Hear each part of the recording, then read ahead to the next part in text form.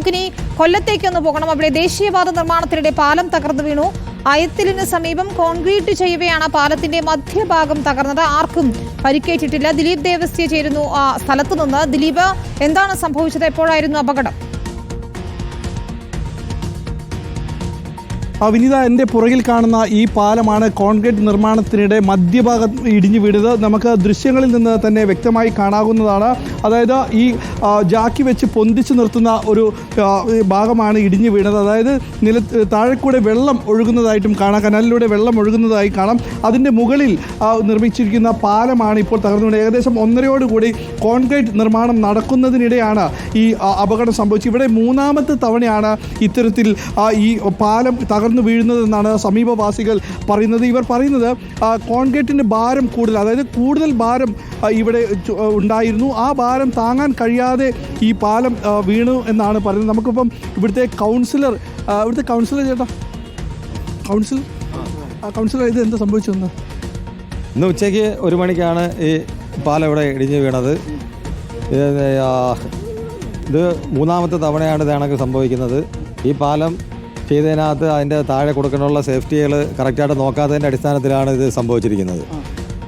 ഇത് 3 തവണ ഇതുപോലെ തന്നെയാണോ വീണത്? അല്ല, നേരത്തെ ഇത് കെട്ടിയപ്പോഴത്തെ ബീമും എല്ലാം വന്നപ്പോഴത്തേക്ക് അതിൻ്റെ കണക്ക് കറക്റ്റ് അല്ല. അപ്പോൾ അതിൻ്റെ മേലോട്ടുള്ള കെട്ടിയിട്ട് പിന്നെ ഒരു പ്രാവശ്യം ഇടിച്ചു കളഞ്ഞത്. അപ്പോൾ അത് ഇതിൻ്റെ വെള്ളം ഒഴുകിപ്പോകാനുള്ള വീതിയുടെ വ്യത്യാസം വന്നപ്പോഴത്തേക്ക് ബന്ധപ്പെട്ട അധികാരികളുടെ ഇടപെട്ട് അത് ഇടിച്ചു കളഞ്ഞാണ്. അതിനുശേഷം 2 വട്ടം അവർ ചെയ്തപ്പോഴത്തെ ബീമും ഇതെല്ലാം കറക്റ്റ് ആവാനാണ് ഇത് മൊത്തം പൊളിഞ്ഞു പോയത്. ഇന്ന് ഈ പൂർണ്ണമായിട്ടും കോൺക്രീറ്റ് ചെയ്തതിന് ശേഷമാണോ ഇത്? ഇതിൻ്റെ പൂർണ്ണമായിട്ട് കോൺക്രീറ്റ് ചെയ്തപ്പോഴത്തേക്കാണ് നടുക്കൊണ്ട് വള്ളിച്ച് താഴെ പോയത്. വിനീത, ഇവിടെ ഒരു പ്രതിഷേധം നടക്കുന്നുണ്ട്.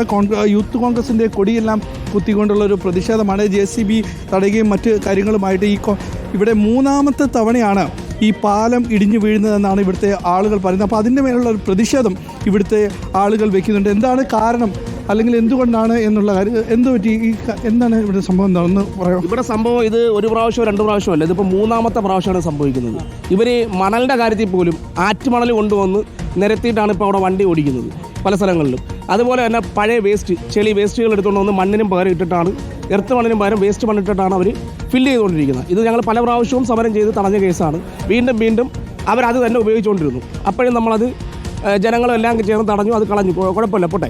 അതിനുശേഷം ഈ കാണുന്ന പാലം ഇതിപ്പോൾ 3ാമത്തെ പ്രാവശ്യമാണ് ബ്രേക്ക് ആവുന്നത്. ഇവിടെ കാര്യമായ സുരക്ഷ ഒരുക്കാതെയാണ്. കാര്യമായ സുരക്ഷയില്ല, ക്രമീകരണങ്ങളുമില്ല. ഈ നിമിഷം വരെയും ഉദ്യോഗസ്ഥരാരും, ഗവൺമെൻറ് ഉദ്യോഗസ്ഥരോ ഇല്ലെങ്കിൽ സമീപത്തുള്ള ഏതെങ്കിലും പൊതുപ്രവർത്തകരോ ആരെയും നമ്മളിവിടെ കണ്ടില്ല. നമ്മളല്ലാതെ വേറെ ആരും നമ്മളിവിടെ കണ്ടില്ല. അപ്പോൾ ഇത് വന്ന് തടയാനും സംസാരിക്കാനും 5-6 പേര് വന്ന് സംസാരിക്കും. അത് കഴിയുമ്പോഴത്തേക്ക് വീണ്ടും ആൾ കുറയുന്നതനുസരിച്ചിട്ട് ഇവരെ ശക്തി കൂടുമെന്ന് പറഞ്ഞതുപോലെ ഇവർ 2 പേര് വന്ന് സംസാരിക്കും. 2 പേര് പോകുമ്പോഴത്തേക്ക് വീണ്ടും കുറേ ആൾക്കാർ വരും. എന്തുകൊണ്ടാണ് ഇടിഞ്ഞു വീഴാനുള്ള കാരണം നിങ്ങൾ ചോദിച്ചു? ഇന്ന് അടക്കമാണെങ്കിൽ പോലും പൂർണ്ണമായും കോൺക്രീറ്റ് ചെയ്തതിന് ശേഷമാണ് ഇടിഞ്ഞു വീണത്. അപ്പം ഇതിൻ്റെ ഈ ക്രമീകരണങ്ങൾ ഒരുക്കുന്നതിൽ പറ്റിയ വീഴ്ച തന്നെയാണെന്നാണോ ഇത്? തീർച്ചയായിട്ടും ക്രമീകരണങ്ങൾ ഒരിക്കൽ വീഴ്ച തന്നെ സംഭവിച്ചത്. കാരണം എന്ന് വെച്ച് കഴിഞ്ഞാൽ ഇതിൻ്റെ കോൺക്രീറ്റ് മിക്സ് കറക്റ്റാണോ എന്ന് ഞങ്ങൾക്ക് സംശയമുണ്ട്. കാരണം ഇത് 1 പ്രാവശ്യം 2 പ്രാവശ്യം അല്ലല്ലോ, ഇപ്പോൾ 3ാമത്തെ തവണയിലേ വീഴുന്നത്. അപ്പോൾ അത് ചെക്ക് ചെയ്യണം. ഞങ്ങൾ പറഞ്ഞു, കളക്ടറെ വിളിച്ചിരുന്നു. കളക്ടർ അരമണിക്കൂറിനുള്ളിൽ എത്താമെന്ന് പറഞ്ഞിട്ടുണ്ട്. കളക്ടർ എത്തിയതിന് ശേഷം ഇത് മാറ്റിയാൽ മതിയെന്ന് ഞങ്ങൾ പറഞ്ഞിട്ടുമുണ്ട്. അതിന് അവർക്ക് സമയമില്ല, അവർക്ക് പെട്ടെന്ന് വരണമെന്ന് പറഞ്ഞുകൊണ്ടാണ് ഒരു ഇഷ്യൂ ഉണ്ടായത്. വിനീത, നമുക്ക് ഈ ദൃശ്യങ്ങൾ ഒന്നുകൂടെ കാണിക്കേണ്ടതാണ്. കൃത്യമായിട്ട് ഇവർ പറഞ്ഞതടക്കമാണെങ്കിൽ ഇത് ക്രമീകരണങ്ങൾ ഒരുക്കിയിട്ടില്ല എന്നാണ്. അതായത് താഴെ കൂടെ ഒരു കനാൽ പോകുന്നുണ്ട്. ഈ കനാലിന് മുകളിലായിട്ട് വെച്ച കപ്പ് ഹോൾഡിംഗ് ആണ്. ഈ കപ്പ് ഹോൾഡിംഗ് എല്ലാം തന്നെ വെള്ളത്തിൽ വീണു. വെള്ളത്തിൽ അലിഞ്ഞ് താഴ്ന്നതോടുകൂടിയാണ് ഈ വലിയൊരു അപകടമുണ്ടായത്. ഭാഗ്യത്തിന് ഒരു തൊഴിലാളിക്ക് പോലും അപകടം പറ്റിയിട്ടില്ല. തൊഴിലാളികൾ എല്ലാവരും തന്നെ സുരക്ഷിതമാണ്. നിരവധി നോർത്ത് ഇന്ത്യൻസ് ഇവിടെ ജോലി ചെയ്യുന്നുണ്ടായിരുന്നു. അവർക്കാർക്കും അപകടങ്ങളൊന്നും പറ്റിയില്ല. ഇന്ന് 1 മണിയോടുകൂടി തന്നെയാണ് അപകടമുണ്ടായത്. നമുക്ക് ഈ ദൃശ്യങ്ങളിൽ നിന്ന് കാണാം വിനീത, ഏകദേശം മുഴുവൻ ഭാഗത്തോളം കൂടെ തന്നെ കോൺക്രീറ്റ് ചെയ്തിരുന്നു. ഇതിൻ്റെ ഭാരം താങ്ങാൻ കഴിയാതെ ആയിരിക്കാം ഇത് നിലത്ത് ഇടിഞ്ഞു വീണതെന്ന് നമ്മൾ സംശയിക്കുന്നു. കാരണം ഇതിൻ്റെ താഴ്ഭാഗത്ത് തന്നെ കാണാം ഈ വെള്ളത്തിൽ ഈ ചെളിയിൽ ഇത്തരത്തിലുള്ള കുത്തുകൾ നിർത്തി താങ്ങി നിർത്തേണ്ട തൂണുകൾക്ക് ഒഴുകിപ്പോയതായിരിക്കാം, ചെളിയിൽ പൂണ്ടുപോയതായിരിക്കാം എന്നാണ് നമ്മൾ സംശയിക്കുന്നത്. അങ്ങനെ തന്നെയാണ് ഇതിൻ്റെ ഉൾഭാഗത്തേക്കെല്ലാം നോക്കുമ്പോൾ നമുക്ക് മനസ്സിലാക്കാൻ സാധിക്കുന്നത് വലിയൊരു അപകടം അല്ലെങ്കിൽ വലിയ 3 തവണയാണ് സമാനമായ അപകടം സംഭവിച്ചിരിക്കുന്നതെന്നാണ്. നിർമ്മാണമാണോ അവിടെ നടന്നതെന്ന് സംശയിക്കുന്ന രീതിയിൽ തന്നെയാണ്. ഏതായാലും ഇക്കാര്യത്തിലൊരു അന്വേഷണം അനിവാര്യവുമാണ്. എന്താണ് സംഭവിച്ചത് എന്നതിൽ വ്യക്തത വരണം. കോൺക്രീറ്റ് ചെയ്യുന്നതിനിടയിലാണ് ഇപ്പോൾ ഇത് തകർന്നു വീണിരിക്കുന്നത് എന്നതാണ്.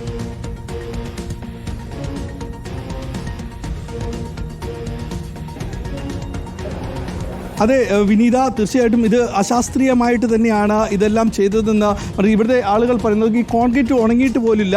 കോൺക്രീറ്റൊക്കെ ഇപ്പോൾ തന്നെ ഇപ്പോഴും ഈ നനവുള്ള കോൺക്രീറ്റാണ്. ഏകദേശം 1 മണിയോട് കൂടെ നടന്ന അപകടമായിരുന്നു. ഈ കൂടുതൽ വലിയ ഭാരം താങ്ങാൻ കഴിയാതെ ഈ തൂണുകൾ തെറ്റി വീണതായിട്ട് തന്നെ നമുക്ക് അബു താഹിർ ഒന്ന് മുന്നോട്ട് വന്നാൽ ആ വെള്ളത്തിൽ തൂണുകൾ സ്ഥാപിച്ചത് ചെളിയിൽ പൂണ്ടുപോയതായിട്ടുള്ള നമുക്ക് ദൃശ്യങ്ങളിൽ തന്നെ വ്യക്തമായിട്ട് കാണാവുന്നതാണ്. അങ്ങനെ വെള്ളത്തിൽ വെച്ച തൂണുകളിൽ ബലം താങ്ങാൻ കഴിയാതെ തെറ്റി വീണതാണെന്നുള്ളത് കൃത്യമായിട്ട് നമുക്ക് ഈ ദൃശ്യങ്ങളിലൂടെ മനസ്സിലാകും. അങ്ങനെ തന്നെയാണ് അപകടം സംഭവിച്ചിരിക്കുന്നത്. ഏതൊരു പാലം നിർമ്മിക്കുമ്പോൾ ശാസ്ത്രീയമായി പാലിക്കേണ്ട ഒരു നടപടികളും പാലിച്ചിട്ടില്ല എന്നുള്ള കാര്യങ്ങൾ ഈ ദൃശ്യങ്ങളിലൂടെ വ്യക്തമാകുകയും ചെയ്യും. കാരണം ഒരു ഭാരം ഇത് മുഴുവനായിട്ട് കോൺക്രീറ്റ് ചെയ്തിരുന്നു. ഇന്ന് ഈ ഭാഗം ഈ കാണുന്ന ഗ്രില്ലിൽ മുകളിൽ അബു താഹിർ ആ ദൃശ്യങ്ങളൊന്ന് പച്ച കമ്പിയിലേക്ക് ഈ കമ്പികൾ കാണുന്നത്രത്തോളം പൂർണ്ണമായിട്ടും കോൺക്രീറ്റ് ചെയ്തിരുന്നു. അങ്ങനെ കോൺക്രീറ്റ് ചെയ്ത ഈ ഭാഗത്ത് ഭാരം താങ്ങാൻ കഴിയാതെ അടിയിൽ വെള്ളമുണ്ടായിരുന്നു. ആ വെള്ളത്തിൽ വെക്കേണ്ട തൂണുകൾ തെന്നി മാറുകയും തൂണുകൾ വെള്ളത്തിൽ പൂണ്ടുപോയതുമാണ് ഇത്തരത്തിലുള്ളൊരു അപകടമുണ്ടാകാനായിട്ടുള്ള കാരണമായി കാണുന്നത്. അതുതന്നെയാണ് അവിടുത്തെ നാട്ടുകാരും പറയുകയും ചെയ്യുന്നത്. ഇങ്ങനെ ഈ ഒരു നടുഭാഗത്ത് ഈ വെള്ളത്തിൽ വെച്ച കമ്പികളെല്ലാം തന്നെ ഒഴുകിപ്പോയി അല്ലെങ്കിൽ താഴ്ന്നു പോയതാണ് അപകടത്തിന് കാരണം. ഇത് മുഴുവനായിട്ടും തന്നെ ഇന്ന് കോൺക്രീറ്റ് ചെയ്തിരുന്നു. വലിയ തോതിൽ കോൺക്രീറ്റ് ചെയ്യുന്ന വലിയ മിക്സിംഗ് ഒക്കെ കാണാൻ നമുക്ക് ദേശീയപാത നിർമ്മാണം രാവും പകലുമായി നടക്കുന്നതാണ്. ഈ കൊല്ലം തിരുവനന്തപുരം മുതൽ കാസർഗോഡ് വരെ നടക്കുന്നതാണ്. അതിൻ്റെ ഭാഗമായി കൊല്ലത്ത് അയത്തിന് സമീപമാണ് ഇത്ര വലിയൊരു അപകടം സംഭവിച്ചിരിക്കുന്നത്. കോൺക്രീറ്റ് മുഴുവനായിട്ട് നിറച്ച പാലം നടുഭാഗത്ത് മധ്യഭാഗത്ത് തന്നെ ഭാരം താങ്ങാൻ കഴിയാതെ തകർന്നു വീഴുകയാണ്. തൊഴിലാളികൾക്ക് ആർക്കും തന്നെ പരിക്കില്ല. പക്ഷേ ഈ നിർമ്മാണം അശാസ്ത്രീയമായിട്ട് തന്നെയായിരുന്നു എന്നാണ് നാട്ടുകാർ പറയുന്നത്. വിനീത, ശരി. ദിലീപ് ദേവസ്യാണ് വിശദമായ വിവരങ്ങൾ നൽകിയത്. ഏതായാലും തലനാരിഴയ്ക്കാണ് തൊഴിലാളികൾ രക്ഷപ്പെട്ടത് എന്ന് പറയാതെ വയ്യ. ഇത്തരത്തിൽ കോൺക്രീറ്റ് നടക്കുന്നതിനിടെയാണ് ഇതെല്ലാം ഇടിഞ്ഞു പൊളിഞ്ഞ് വീണിരിക്കുന്നത് എന്നാണ് ദിലീപ് ദേവസ്യ റിപ്പോർട്ട് ചെയ്യുന്നത്.